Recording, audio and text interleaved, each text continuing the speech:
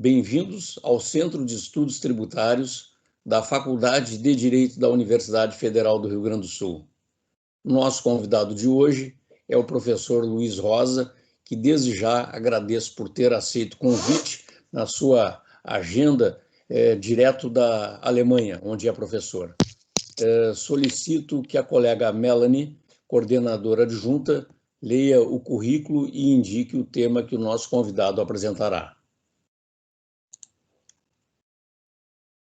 Muito obrigada, professor Igor. Bom, o professor Luiz Rosa é bacharel em Filosofia pela Universidade de Caxias do Sul, mestre em Filosofia pela Pontifícia Universidade Católica do Rio Grande do Sul, onde também é doutor em Filosofia, com período sanduíche na Rutgers University. Realizou pós-doutorado no Centro de Filosofia Matemática de Munique e foi professor de Filosofia na Universidade Federal da Integração Latino-Americana, no Brasil. Atualmente é professor assistente na Universidade de Colônia, na Alemanha. É revisor das revistas Síntese, Erkenntnis e Análises. É também autor de diversas publicações, dentre elas Rational Requirements for Suspended Judgment, publicado na Philosophical Studies em 2021, Logical Principles of Agnosticism, publicado em 2019 na revista Erkenntnis, e Knowledge Grounded on Pure Reasoning, publicado na Philosophic Quarterly em 2019. Professor Luiz, bem-vindo, agradecemos pela sua disponibilidade. Bom, na entrevista de hoje, o professor Luiz vai falar sobre a suspensão de juízo e incerteza. Nesse sentido, professor Luiz, eu gostaria de começar lhe perguntando, então, o que é a suspensão de juízo? Obrigado, Melanie, pela introdução. Obrigado ao Igor pelo convite. É um prazer estar aqui com vocês. Bem, a suspensão de juízo é um tipo de opinião ou atitude, né, e é caracterizada como uma opinião de neutralidade. A gente usa em português ficar em cima do muro, né? Então, quando a gente está dividido entre responder sim e responder não para uma pergunta, quando a gente expressa isso, a gente está expressando uma atitude de suspensão de juízo. Então, é uma atitude de dúvida ou indecisão quanto se algo é o caso ou não, né? E na área de epistemologia, nós contrastamos a suspensão de juízo com outras duas atitudes, a crença e a descrença.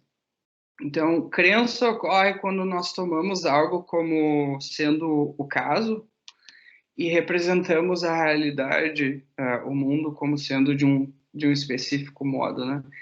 A palavra crença, usada em língua cotidiana, é associada à fé, muitas vezes, né? Mas não é nesse sentido que nós usamos, é simplesmente tomar como sendo verdade, tomar algo como sendo o caso, né? Por exemplo, eu creio agora que tu e o Igor estão do outro lado da linha falando comigo, né? Eu represento o mundo como sendo isso sendo o caso. Eu creio que 7 não é divisível por 2, creio que o meu nome é Luiz, creio que o Grêmio foi campeão do mundo, né? Então tem crença sobre o passado, sobre o presente, sobre o ambiente em que o agente está envolvido. Nós também temos crenças sobre regularidades naturais, né? Eu creio que todo ser vivo eventualmente perece, né? Que se eu largo um objeto, ele vai cair, vai em direção ao chão. E, entre outras coisas, né?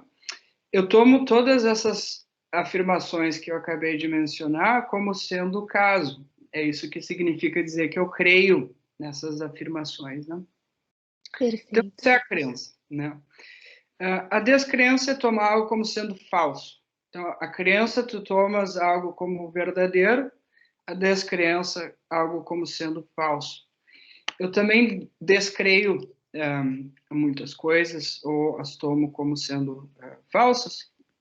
Por exemplo, eu tomo como falso de que é moralmente ok torturar animais. Eu tomo como falso que há um elefante no meu apartamento, que Sherlock Holmes foi uma pessoa de verdade, etc., né? Então, entre as proposições que eu tomo como verdadeira e as proposições que eu tomo como falsa, no meio tem aquelas que eu suspendo o juízo sobre, né? Aquelas que eu não decido nem que elas são verdadeiras e nem decido que elas são falsas. Então, só para dar alguns exemplos, eu não tenho informação nenhuma agora sobre onde a Angela Merkel está, né? Então, eu suspendo o juízo sobre se a Merkel está em Berlim, sobre se o universo é infinito em extensão, também, né? Não digo que sim, nem digo que não. Sobre se havia uma árvore aqui onde eu estou agora, há 1.200 anos atrás. Sobre se existe vida inteligente alienígena fora da Terra. E sobre coisas mais cotidianas também, por exemplo, talvez vocês estejam na mesma situação, eu suspendo o juízo agora sobre se o coronavírus vai estar sob controle até o fim do ano, né? Eu não digo que sim nem que não para isso. Então, quando eu suspendo o juízo sobre uma afirmação ou proposição, que é o termo técnico que nós usamos, eu nem represento o mundo como sendo satisfazendo aquela proposição, nem como a tornando-a falsa. E também, para traçar a distinção entre essas três atitudes, crença, descrença e suspensão de juízo, a gente pode pensar também no debate clássico sobre a existência de Deus em filosofia da religião, né? Então, o teísta crê que Deus existe. O ateu descrê que Deus existe. Ele crê que Deus não existe, né? E no meio, entre essas duas posições, está o que se chama o agnóstico, né? O agnóstico, ele nem concorda com o teísta, nem com o ateu, porque ele não diz que Deus existe e também não diz que Deus não existe. E isso é porque o agnóstico, né, ele está indeciso sobre se isso é o caso ou não, presumivelmente porque as evidências disponíveis não decidem que isso é verdadeiro, também não decide que isso é... Não são suficientes para amparar nenhum raciocínio a favor ou contra. Exato, E também tem muitos outros tópicos, né, que a gente pode ser agnóstico sobre, né? Se a gente pensa, na verdade, sobre essas grandes questões, se eu te perguntar agora, Melanie, tu achas que a inteligência artificial vai chegar a um ponto de desenvolver consciência? Talvez tu saiba de algumas considerações que sugerem que sim, outras considerações que sugerem que não, né? E talvez tu fique em cima do muro, né? Claro. E tem muitos outros assuntos sobre os quais alguns são mais corriqueiros do que os outros, né? Então, a suspensão de juízo também é uma atitude bem comum, né? Toda hora que a gente não sabe se algo é o caso ou não, a gente conta como suspendendo o juízo sobre o assunto. Mas então, professor, quando é racional suspendermos o juízo sobre algo? Sim. Então, para falar em racionalidade, aqui a gente fala de suporte evidencial, né? Então, a gente olha para o agente, ou sujeito cognitivo, e esse agente tem acesso a um certo conjunto de evidências, né? Quando essa evidência não suporta nem a proposição e nem a negação dessa proposição, é aí que a suspensão de juízo é uma atitude racional a ser adotada, né? E note que eu posso suspender o juízo de maneira irracional, da mesma maneira como eu posso crer proposições de maneira irracional, né? Se eu suspendo o juízo, por exemplo, se vacinas contra a rubéola funcionam a despeito de eu ter um monte de informação me dizendo que a vacina funciona, eu estou sendo cético, agnóstico, mas eu estou sendo ao mesmo tempo irracional, né? Uhum. Então nem sempre é racional ser agnóstico. Então tudo depende de qual evidência que tu tens, né? E se essa evidência dá suporte para uma proposição ou para negação. Se não dá suporte para nenhuma das duas, então aí vai ser racional para ti suspender o juízo. E a gente pode pensar em casos que vão para a corte, né? A gente pode contrastar 3 casos. Um em que eu vi o réu assassinando a vítima, né? Eu sou testemunha ocular do assassinato. E eu claramente reidentifico o réu, né? Quando eu vejo ele, me pergunto, é esse o cara que tu viu? Eu digo, eu tenho certeza que é esse que eu vi. Então, neste caso, eu tenho evidência para crer que o réu é culpado. Se eu vi o réu passeando na beira do Guaíba na hora do assassinato, né? Este é um caso em que eu tenho evidência para descrever que ele é culpado, ou seja, para crer que ele é inocente, né? Então, no primeiro caso, eu tenho boa evidência para crer que ele é culpado. No segundo, eu tenho boa evidência para crer que ele é inocente. Mas tem um terceiro caso, como vocês devem estar familiarizados com, né? Eu posso parecer ter visto o réu cometendo o crime, né? Mas depois, de repente, eu aprendo que ele tem um irmão gêmeo, né? Que é extremamente parecido com ele, de tal modo que a minha evidência total não decide, né, se foi ele mesmo ou não. Ou quando, sei lá, uma testemunha me disse que viu ele cometendo o crime e a outra testemunha me disse que viu ele passeando na beira do Guaíba na hora do crime, né? São casos em que um pedaço da evidência indica que sim, outro pedaço da evidência indica que não, e esses 2 pedaços de evidência mutuamente anulam um ao outro, né? Então, esse é um caso. Também, obviamente, se eu não tenho nenhuma informação relevante para decidir o assunto, né? Digamos, no começo da investigação, que eu não sei nada, ninguém falou nada, o que eu devo fazer lá é suspender o juízo. É racional, porque quando a gente não tem evidência suficiente para decidir, ou porque nós ignoramos completamente os fatos, ou porque os fatos que temos acesso se anulam um ao outro, então a gente não pula para conclusão nenhuma, né? E suspende o juízo. Essa frase, não pular para uma conclusão, é uma outra maneira de expressar, né, que é a demanda de que deveríamos suspender o juízo. E, bem, com essa relação de suporte evidencial, os epistemólogos eles têm trabalhado duro para regimentar essa noção de suporte evidencial, né? Evidência suficiente, boa para crer, né? Quando que é evidência suficiente para crer? E não pode ser somente uma questão de probabilidade alta, como no caso de evidência puramente estatística, né? Vocês devem ser assim também no sistema judicial brasileiro. Eu não posso incriminar alguém com base puramente em estatística, né? Se tem 100 pessoas dentro de uma sala e um celular foi roubado, e eu pego uma pessoa randomicamente da população que está dentro da sala, a probabilidade de que foi aquela pessoa é 1 sobre 100. Ou seja, a probabilidade de que não foi aquela pessoa é 99 sobre 100, uma probabilidade bem alta.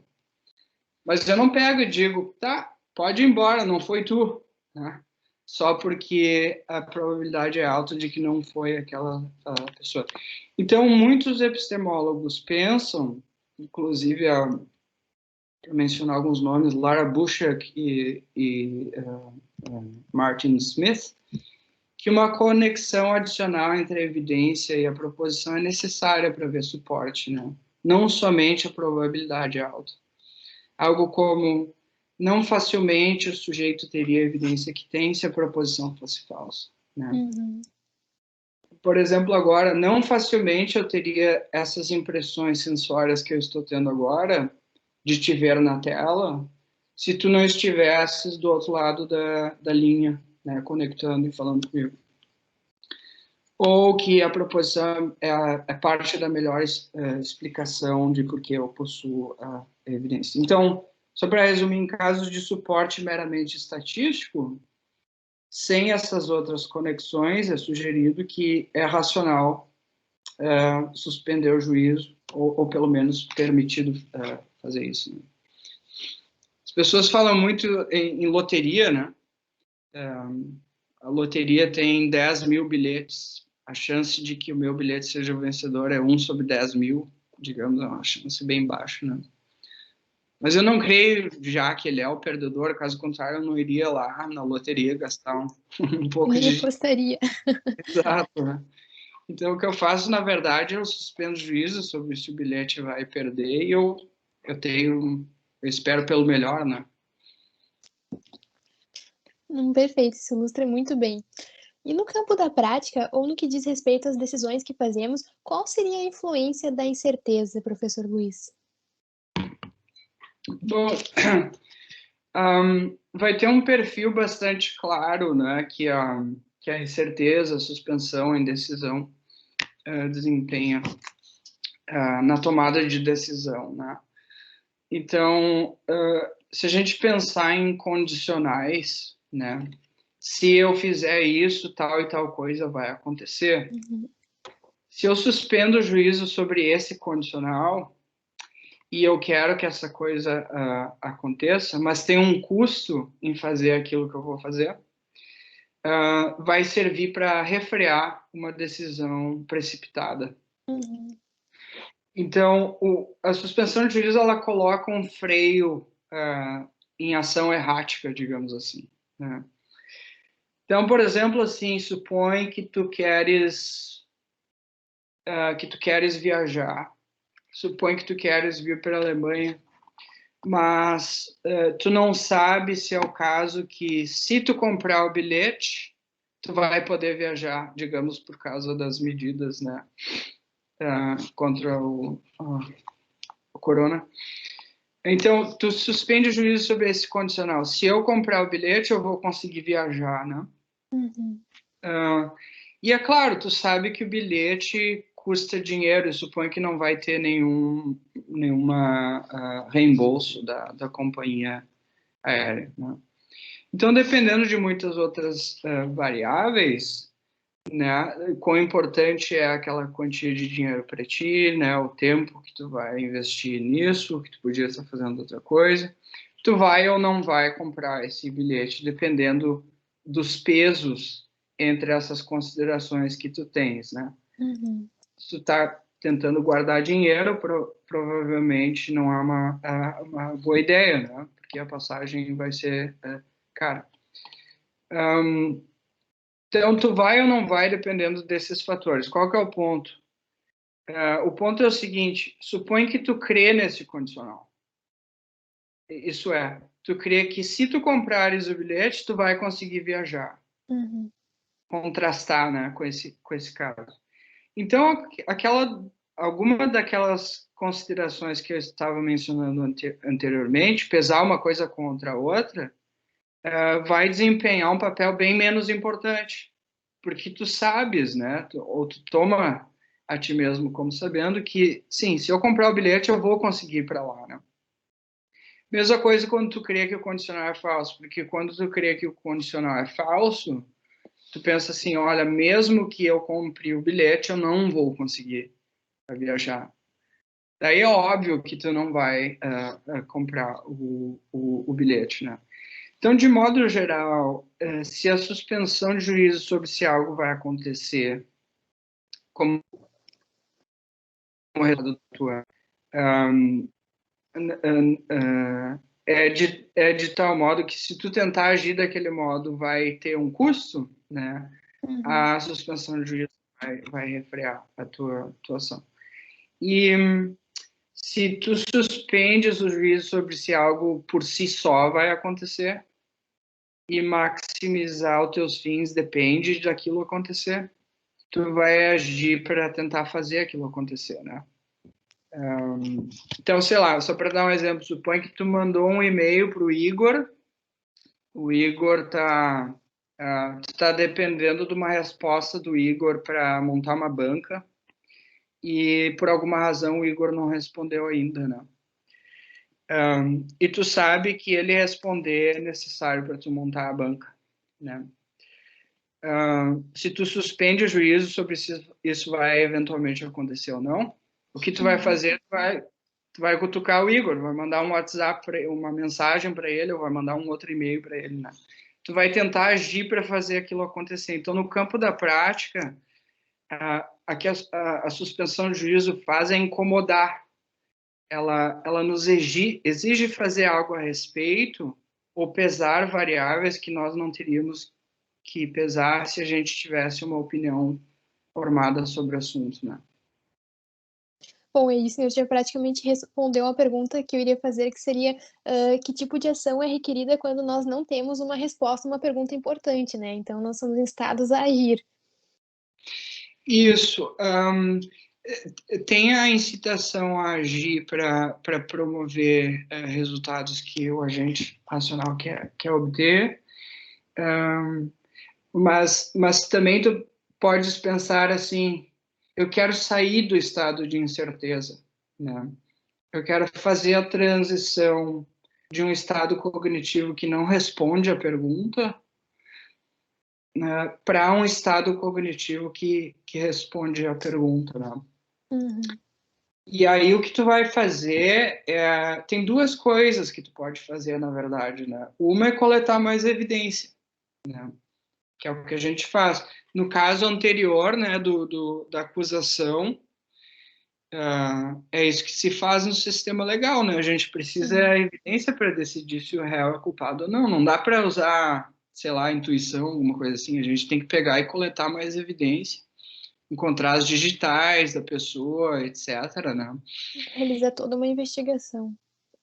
Isso, e coletando mais evidência, às vezes melhora a situação, e a evidência nova daí dá suporte ou para a proposição ou para a negação da proposição. Em alguns casos, isso não é óbvio, né? Presumivelmente, aqueles que pensam que a evidência nem indica que Deus existe, nem que Deus não existe, vai ser difícil coletar mais evidência que vai ajudar essa pessoa a decidir pelo sim ou pelo não, né? Mas em casos assim de questões mais empíricas, mais diretas, né, isso é extremamente factível. Então, sim, coletar mais evidência, né, é como se cada um de nós fosse um pouco detetive, né? A gente está tentando resolver um monte de puzzles, um monte de questões, né, e a gente precisa coletar mais evidência. Porém, essa não é a única atividade cognitiva que a gente pode fazer para nos tirar do estado de suspensão de juízo, né? A gente pode também, sem coletar mais evidência, raciocinar melhor sobre a evidência que a gente já tem, né? Então, a gente vai olhar para a evidência com mais atenção e tentar tirar conclusões que antes a gente não conseguia tirar. Até nas novelas, né, na ficção do Conan Doyle, o Sherlock Holmes e o Watson, eles têm acesso à mesma evidência.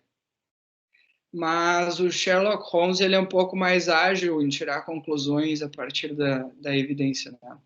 Não é como se o Sherlock Holmes tivesse acesso a mais evidência do que o Watson tem. É simplesmente que ele raciocina melhor do que o Watson, porque o Watson está ocupado em escrever a biografia do Sherlock Holmes, né? Então, essa é o valor da lógica, na verdade. A lógica, ela nos ensina a ver relações inferenciais, né, entre as proposições. E aí, aprendendo a raciocinar melhor, a gente vai estar em melhores condições de responder algumas perguntas que a gente não conseguiria responder, mesmo com toda a evidência disponível que, sim, já decide, né, se isso é o caso ou não. Nas minhas aulas, eu gosto de dar exemplos vindo da psicologia cognitiva, sobre raciocínio, né?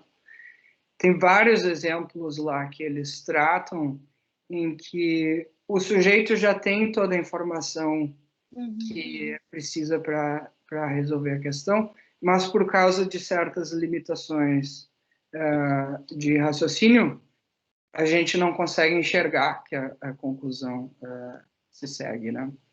Então, eles fazem vários experimentos desse tipo, né? Tem um que eu gosto bastante, que é sobre um jogo. Vai ter um jogo de, sei lá, de vôlei de praia, entre 4 pessoas, o Alan, a Beth, a Carla e o Davi, só A, B, C, D, né? E daí é dito aos sujeitos que se o Alan for jogar, a Beth vai jogar. Se a Carla for jogar, o Davi não vai jogar. Daí a pergunta é, a Beth vai jogar? E a maioria das pessoas fica, eu não sei, como é que eu vou saber se a Beth vai jogar ou não, né? Mas aí, se a gente raciocina com as premissas, né, a gente supõe que a Beth não vai jogar, se segue que o Alan não vai jogar, né? E se a Carla for jogar, o Davi vai jogar. Então, não seria possível haver um jogo de 2 pessoas. Então, sim, a Beth tem que jogar. É necessário que a Beth jogue, dadas as premissas. Então, esse é o valor da lógica. Ela nos mostra que certas coisas que não, obviamente, se seguem das premissas, da evidência, enfim, da informação disponível, né? Tal que, se a gente raciocinar da maneira correta, a gente vai conseguir responder as perguntas. E como um agente racional ele vai raciocinar sobre estados de incerteza, professor Luiz? Então, esse é o tópico de um livro que eu estou escrevendo agora. E ele diz respeito a regularidades num sistema racional, né? Até se a gente pensar assim do ponto de vista de design, né? Se tu vai programar um agente artificial e tu quer que esse agente processe a informação que chega de maneira racional, né? Tu não quer que o agente pule para conclusões de maneira irracional. Então, assim, por exemplo, se tu queres saber se um candidato vai ser selecionado para um emprego, digamos assim, e tu sabe que para um candidato entrar, ele tem que satisfazer tais e tais critérios. E tu não sabe se o candidato em questão satisfaz um dos critérios. Tu está suspendendo o juízo sobre se aquele candidato satisfaz um dos critérios. Então, tu também tem que suspender o juízo sobre se esse candidato vai ser selecionado, né? Então, a suspensão de juízo, ela se espalha num sistema de informações, né, por meio de conexões lógicas. Ou para dar um outro exemplo, assim, se tu sabes que o festival vai acontecer somente se não chover, porque vai ser aberto, e tu suspende o juízo sobre se vai chover, o que é racional para ti fazer é também suspender o juízo sobre se o festival vai acontecer, né? Então, de novo, né, nesses casos, um estado de incerteza sobre uma proposição, ele motiva estados de incerteza sobre outras proposições, né? Então, epistemólogos e lógicos estudaram bastante as relações inferenciais entre crenças, né? E o que alguns de nós estamos fazendo agora é estudar relações inferenciais entre estados de dúvida, de incerteza, de indecisão, né? Se crer em algo te compromete com as implicações daquilo, né? Uhum. Tu não pode crer que o cara é culpado sem crer que ele não é inocente, né? Então, crença te compromete com o que se segue logicamente daquilo que tu crê. A pergunta daí é, quando tu suspende o juízo sobre algo, isso te compromete a suspender o juízo sobre outras coisas também? E daí a resposta é, pelo menos a resposta provisória, né? Sim, pelo menos por meio daquelas relações lógicas como implicação, né, entre uma proposição e outra. Nesse sentido, a gente pode falar até em coerência, né? Adotar uma postura coerente. Correto. Se tu, por exemplo, assim, se eu creio que a Maria é uma filósofa feminista e eu suspendo o juízo sobre se alguns filósofos são feministas, eu estou sendo incoerente, né? Porque a minha suspensão me pede para suspender o juízo sobre o status da Maria. E a minha crença sobre a Maria me pede para eu não suspender o juízo sobre se há filósofos feministas, né? Então, sim, o raciocínio e a coerência, eles estão muito interrelacionados um com o outro, porque a gente espera do bom raciocínio que ele elimine a incoerência, né? Claro. E a gente não quer ser incoerente, porque incoerência significa que tem uma dissonância entre as minhas opiniões, né? Exatamente. Não, perfeito. Professor Igor, eu não sei se o senhor teria alguma pergunta? Teria. Estava ouvindo atentamente aqui os ensinamentos do professor Luiz. E eu teria aqui algumas questões. A primeira que eu gostaria, assim, se o professor Luiz pudesse falar um pouco mais, detalhar um pouco mais sobre o que seria evidência suficiente. Claro, isso varia de caso a caso. Evidência suficiente, imagino eu que para uma situação número 1, evidência suficiente é diferente para evidência suficiente numa situação 2. Mas se o senhor pudesse falar algo mais sobre uma noção geral sobre evidência suficiente, ou o que seria evidência suficiente, por favor. Uhum. Sim. Então, um caso claro de evidência suficiente para uma afirmação é um caso em que a evidência acarreta que a afirmação é verdadeira, acarreta logicamente, né? Ou seja, é impossível que a tua evidência seja o caso sem que aquela afirmação seja o caso, né? Então, por exemplo, se é parte da tua evidência, assumindo que é parte da tua evidência, que o cara assassinou a vítima, né? Mais umas crenças de fundo, acarreta que ele é culpado, né? Então, esse é um caso claro de evidência suficiente. Mas, como tu deves saber, nem sempre a gente está nessa condição optimal, né? De que a evidência acarreta que algo é o caso ou não, né? Ela torna necessário que algo é o caso ou não. E nesses casos, eu mencionei anteriormente outros tipos de conexão entre a evidência e o fato, né? Então, só para voltar, por exemplo, da loteria, se a evidência é puramente estatística, né, tem 10 mil bilhetes, o meu é só um. A probabilidade que ele seja vencedor é 1 sobre 10 mil. A probabilidade que ele seja perdedor é 99999 sobre 10 mil, né? Então, é bem alta a probabilidade de que ele seja o perdedor. E muita gente pensa, não é suficiente para crer que teu bilhete é perdedor, né? Se fosse racional para mim crer que o bilhete é perdedor, de novo, a gente brincou antes, mas é verdade. Sim. Tu nem irias lá e comprar, gastar o teu dinheiro e comprar esse bilhete, né? Sim. Então, contrasta esse caso com o caso em que tu lê no jornal que o bilhete vencedor é blá blá blá e aquele não é o teu bilhete, né? Nesse caso, a gente diz, agora sim, agora eu tenho evidência suficiente para crer que o meu bilhete é perdedor. E aí, claro, o jornal também não é infalível.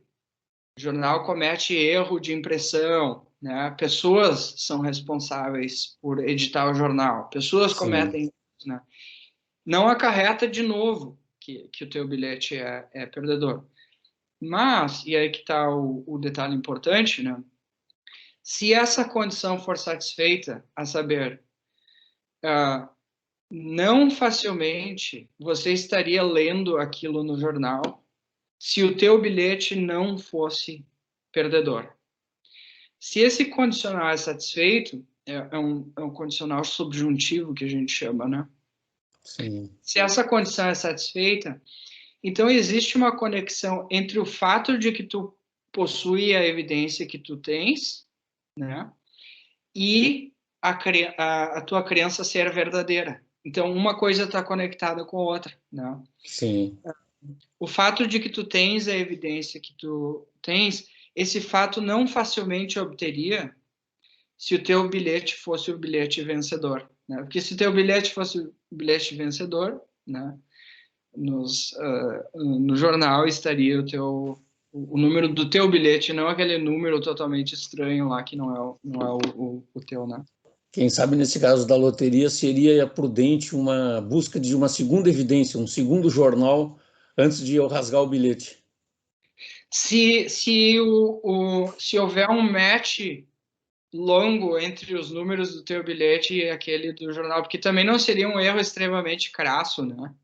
Então, por exemplo, Sim. se tu vê assim 700145221 e o teu Sim. é 7001243, daí sim, Sim. daí vale a pena comprar Zero Hora e o Correio do Povo, né? Tá certo. Muito bem. Tá ótimo. Professor, o senhor sabe que o nosso ofício na área do direito, a Faculdade de Direito permite um leque de oportunidades. Eu aqui me restringo à atuação como advogada, como advogado.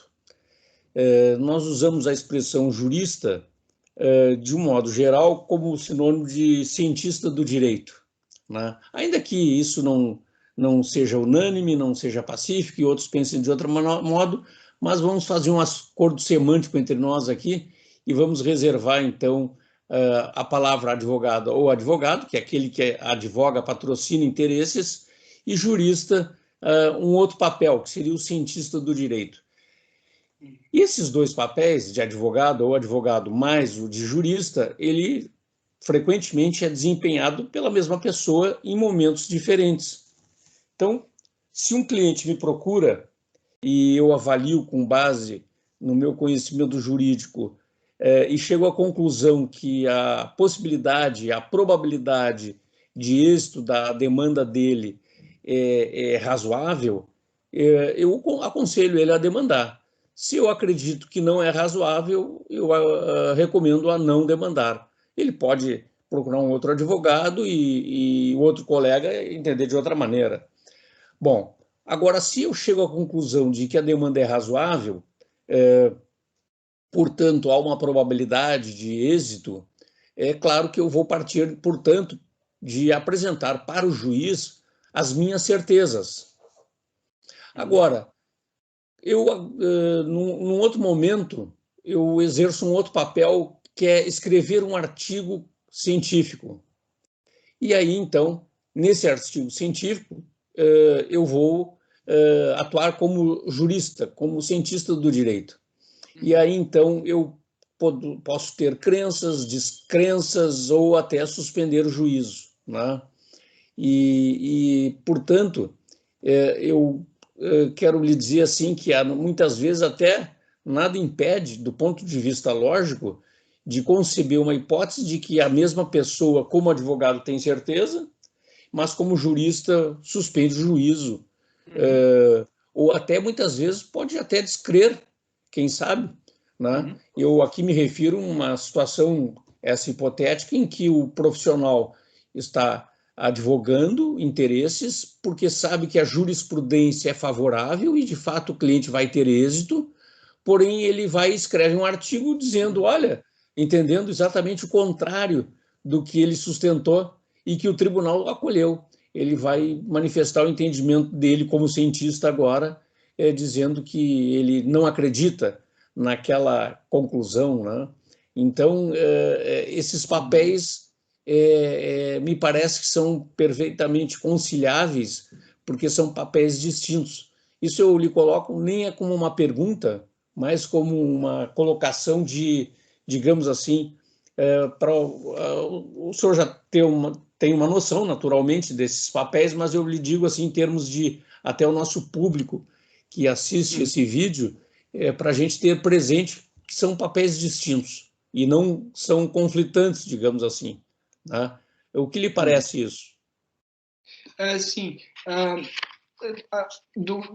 Do caso que tu descreveste, parece existir uma dissonância, né, entre a mente do cientista do direito, né, e a mente do advogado. E daí, o que acontece quando a gente pensa, essa é a mente da mesma pessoa, né? Sim. Será que está havendo incoerência aí entre as opiniões dessa pessoa? Sim.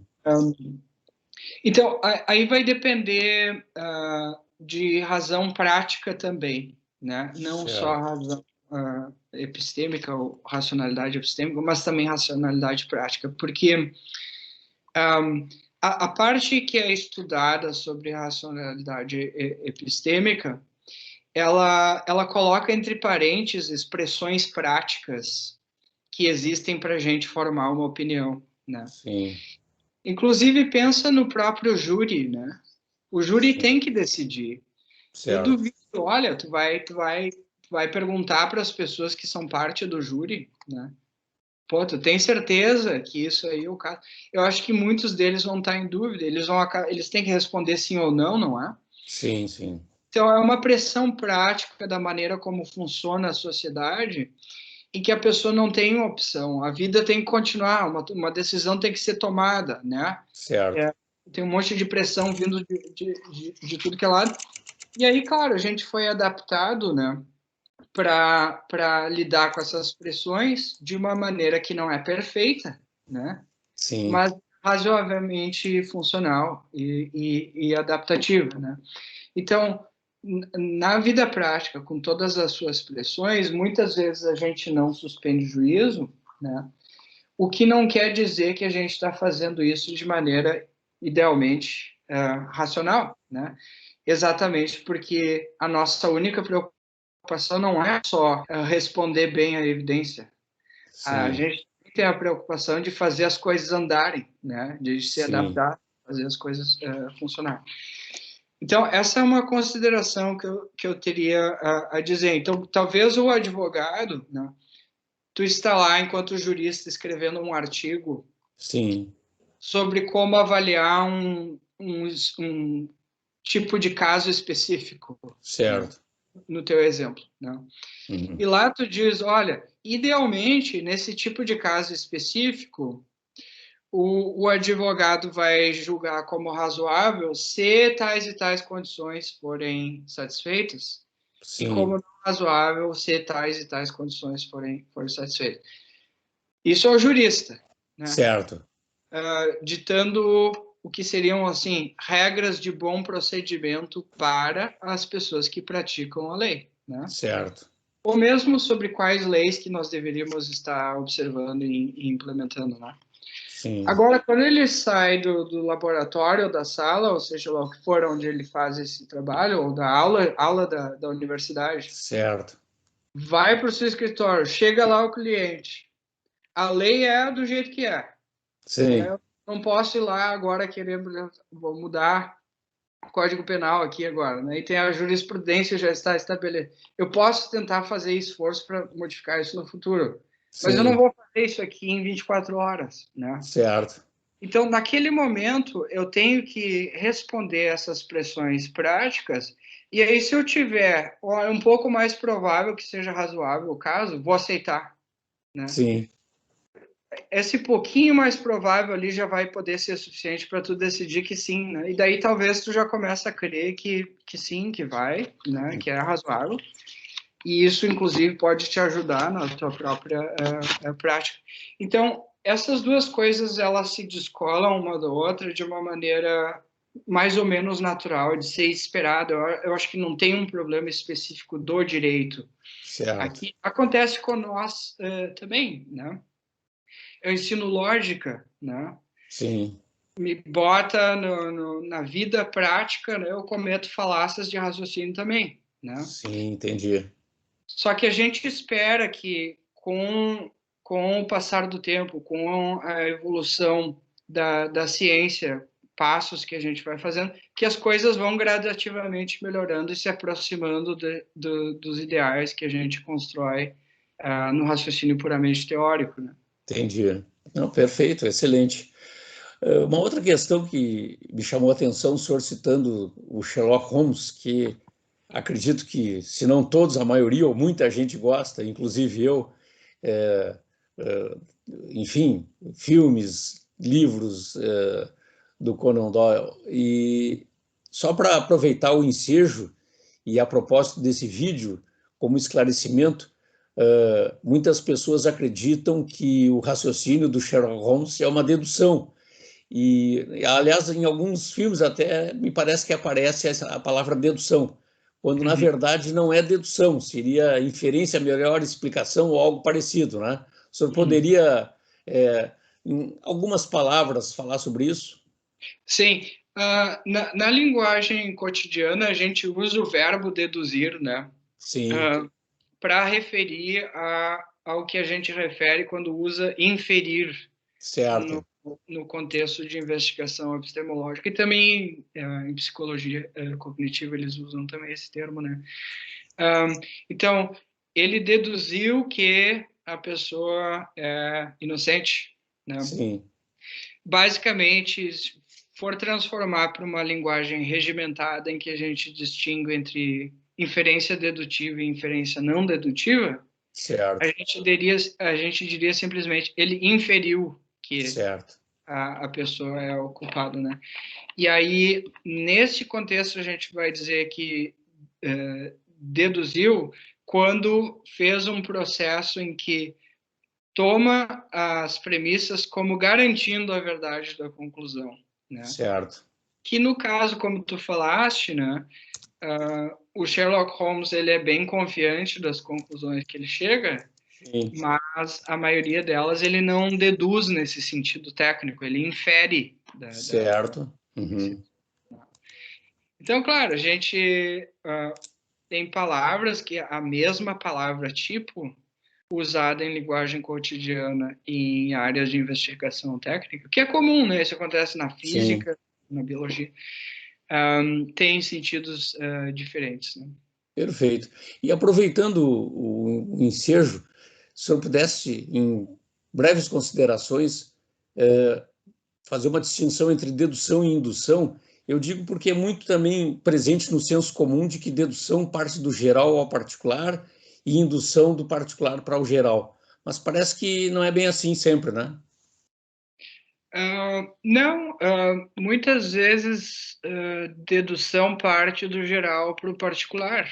Sim, Se eu sei que A tem a propriedade F e B não tem essa propriedade, eu deduzo que A não é a mesma coisa que B, né? certo. Se eu sei que o Charlie Kaufman está em Nova York e que o Andy Kaufman está em Porto Alegre, ao Sim, mesmo tempo, eu infiro, não é a mesma pessoa, o Andy Kaufman e o Charlie Kaufman, né? Então, eu estou saindo de particular para particular, na verdade, certo. nesse caso. E às vezes, raciocínio indutivo parte também do particular para o geral. Nos casos... Era isso que tu tinha perguntado? Dedução só do geral para o particular e indução só do particular para o geral, a indução. Mas o seu exemplo aí primeiro foi de particular do geral para particular e depois particular para particular como dedução, né? Exato, É isso aí. Então, na verdade, não é sempre, dedução não é sempre partir do geral para o particular. O senhor deu exemplo disto e também de particular para particular. E Exato. depois o senhor estava falando agora sobre indução. Não é sempre do particular para o geral. Indução não é sempre do particular para o geral, ou pelo menos raciocínio não dedutivo. Certo, raciocínio não dedutivo. Certo. Então, a melhor explicação para o fato de que essa pessoa está chorando é que ela está triste, né? Certo. Não existe nenhuma distinção de generalidade entre ela está chorando e ela está triste, mas a proposição ela está triste explica por que ela está chorando, né? Certo. Então não tem nenhuma diferença entre generalidade ou particularidade entre essas duas proposições, né? Perfeito. E estamos falando de raciocínio não dedutivo. Correto. Perfeito. Tá ótimo. Muito bem. E se o senhor pudesse falar em poucas palavras, ou em algumas palavras, qual a sua pesquisa no momento? O senhor já fez referência antes, pudesse detalhar um pouco mais, por favor? Sim, eu estou escrevendo um livro que eu comecei depois de conversar com, eu não sei se tu conheces o trabalho da Jane Friedman. Só de nome, só de nome. Eu não conheço o trabalho dela. E depois de compartilhar uns artigos com ela, eu comecei a escrever bastante sobre suspensão de juízo, né? Sim. E agora eu estou escrevendo um livro que é dividido em três partes. Uma é sobre a caracterização desse estado, o que ele consiste. Segundo é sobre quando ele é responsivo à evidência, quando ele responde bem à evidência. É os assuntos que a gente estava falando aqui agora, na verdade. Sim, sim. E o terceiro é sobre coerência interna na mente de um agnóstico. Porque o que me motivou a investigar sobre esse assunto é que eu, pessoalmente, sempre fui uma pessoa que foi agnóstico sobre muitas coisas, inclusive a existência de Deus, né? Entendi. E eu comecei a me perguntar com o que isso me compromete, né? Será que me compromete a suspender juízo sobre outras coisas também, né? Certo. Então, essa motivação inicial para estudar o assunto de uma maneira mais sistemática. E aí o plano é terminar este livro por volta desse fim do ano, já estou conversando com algumas editoras aí sobre contrato.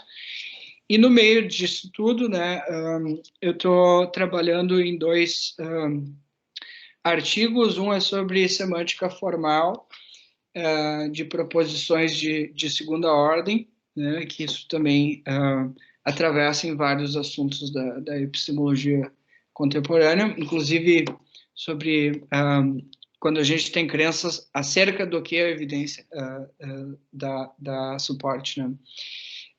E um outro trabalho é sobre paradoxos de cognoscibilidade, né? Sim. O paradoxo do exame surpresa, não sei se tu já tem ouvido falar.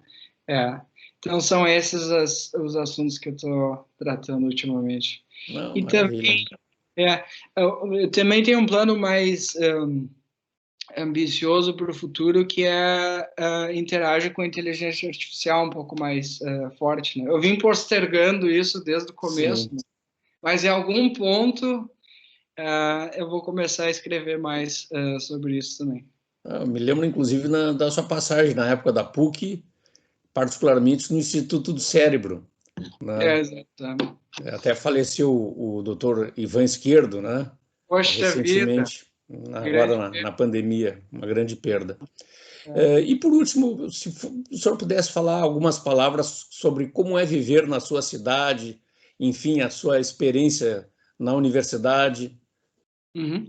Aqui, Colônia acho que é a terceira ou quarta cidade maior. É parecido com Porto Alegre um pouco.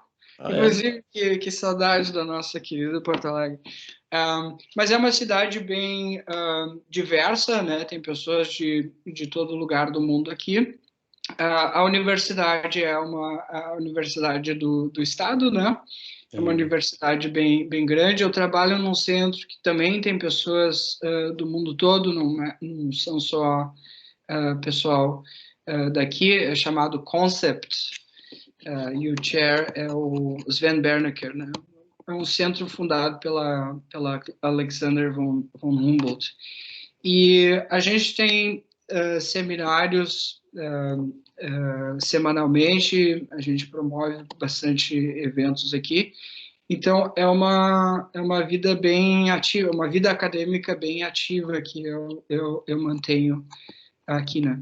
E a cidade em si também é muito agradável, ela tem muito parque, né? Os alemães gostam muito de parques, né?